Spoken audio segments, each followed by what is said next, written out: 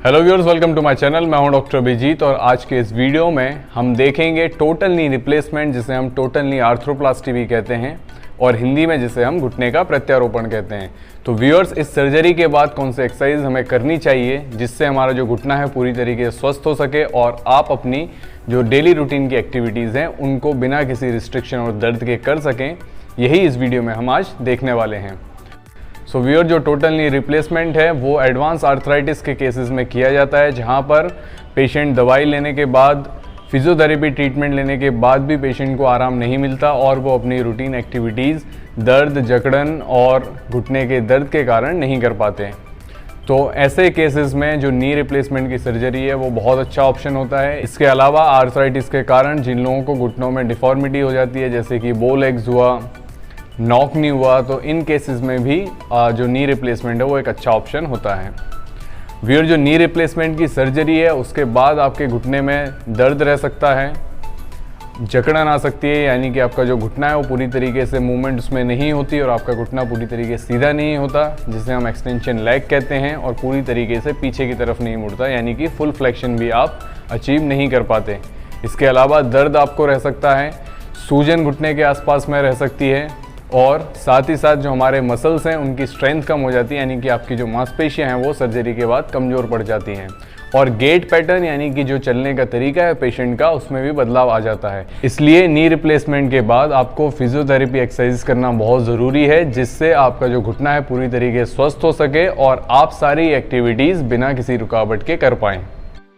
So viewers, हमारा जो total knee replacement के बाद में रिहैब प्रोटोकॉल है, जो फिजियोथेरेपी ट्रीटमेंट है, उसको हम 3 चरणों में बांटेंगे, यानी कि 3 फेजेस में हमें उसको डिवाइड करना है। पहला जो फेज़ है वो हमारा सर्जरी के तुरंत बाद से लेकर 2 हफ्ते तक चलता है। दूसरा फेज़ हमारा 2 हफ्ते से लेकर 6 हफ्ते तक का होगा। तीसरा फेज़ हमारा 6 हफ्ते से लेकर 12 हफ्ते तक होगा, यानी कि टोटल जो आपका रिहैब प्रोटोकॉल है वो करीब 3 महीने तक चलेगा। सो व्यूअर्स, आज के इस वीडियो में हम तुरंत सर्जरी के बाद से लेकर 2 हफ्ते तक कौन सी एक्सरसाइज हमें करनी है उसको हम कवर करेंगे। इन एक्सरसाइजेस को हम कुछ गोल्स को ध्यान में रखकर करेंगे। तो हमारा जो पहला गोल है वो है हमारे जांघ के आगे वाले हिस्से में जो क्वाड्रिसेप्स मसल होती है उसको हमें एक्टिवेट करना है। हमारा जो घुटना है उसको हमें पूरा सीधा करना है, यानी कि 0 डिग्री जो नी एक्सटेंशन है उसको हम अचीव करना चाहेंगे। इसके अलावा हमारा जो घुटना पीछे की तरफ हमें मोड़ना है, यानी कि नी फ्लेक्शन, उसकी रेंज करीब 90 डिग्री तक हमें 2 हफ्ते में लानी है। इसके अलावा हमारे जो सूजन है और दर्द है उसे भी हमें कम करना है। सो व्यूअर, जो दर्द और सूजन है उसको कंट्रोल करने के लिए हमें आइसिंग करनी है हर 2 से 3 घंटे में करीब 15 से 20 मिनट के लिए। एक्सरसाइज के तुरंत बाद आप आइसिंग जरूर करें, इससे आपकी सूजन और दर्द को कंट्रोल करने में मदद मिलेगी। इसके अलावा जब भी आप लेटते हैं या सोते हैं तो हमेशा 2 तकिए इस तरीके से आप अपने एड़ी के नीचे लगाकर सोएं, इससे भी हमें सूजन को कंट्रोल करने में मदद मिलेगी। तो चलिए देखते हैं कौन से एक्सरसाइज हमें सर्जरी के बाद से अगले 2 हफ्ते तक नी रिप्लेसमेंट के बाद करनी है।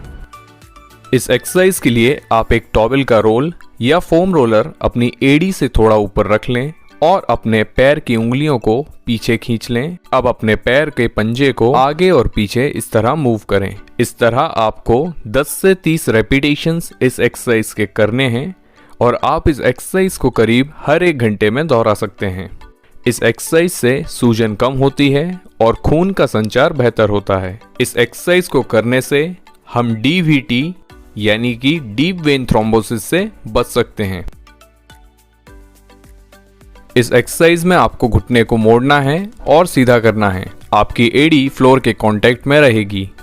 इस एक्सरसाइज को आप 10 से 15 रेपिटेशंस के लिए कर सकते हैं। आप फ्रिक्शन यानी घर्षण को कम करने के लिए एड़ी के नीचे एक पॉलीथीन को रख सकते हैं। ऐसा करने से आपकी मूवमेंट आसानी से होगी।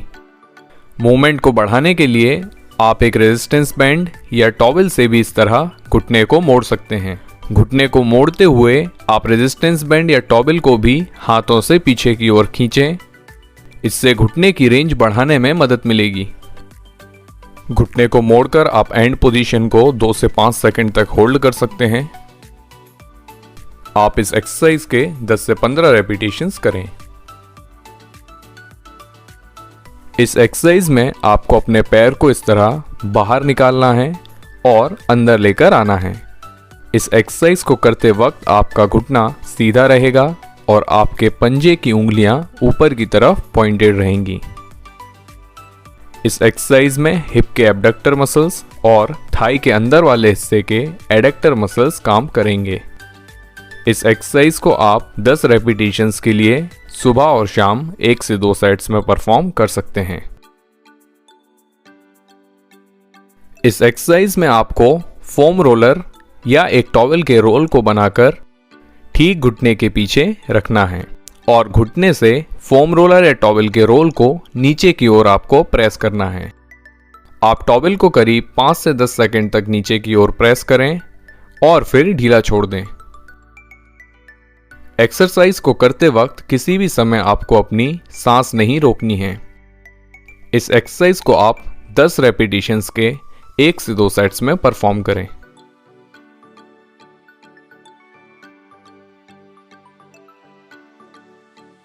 इस एक्सरसाइज को परफॉर्म करने के लिए आप एक टॉवल का रोल बना लें और उसे ठीक एड़ी के नीचे रख लें।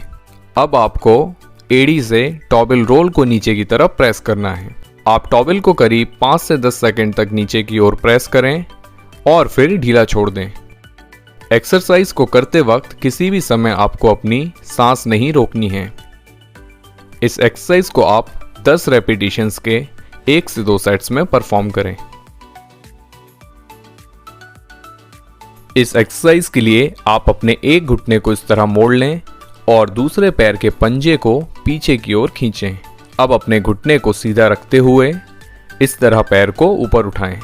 आपको एंड पोजीशन में अपने पैर को करीब 5 से 10 सेकंड के लिए होल्ड करना है और धीरे धीरे पैर को वापस नीचे लेकर आएं।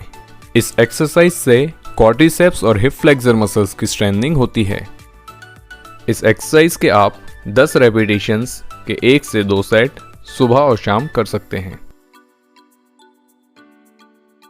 पटेला बोन, जिसे हम नी कैप भी बोलते हैं, उसकी मूवमेंट को बनाए रखने के लिए हम पटेलर मोबिलाइजेशन करेंगे।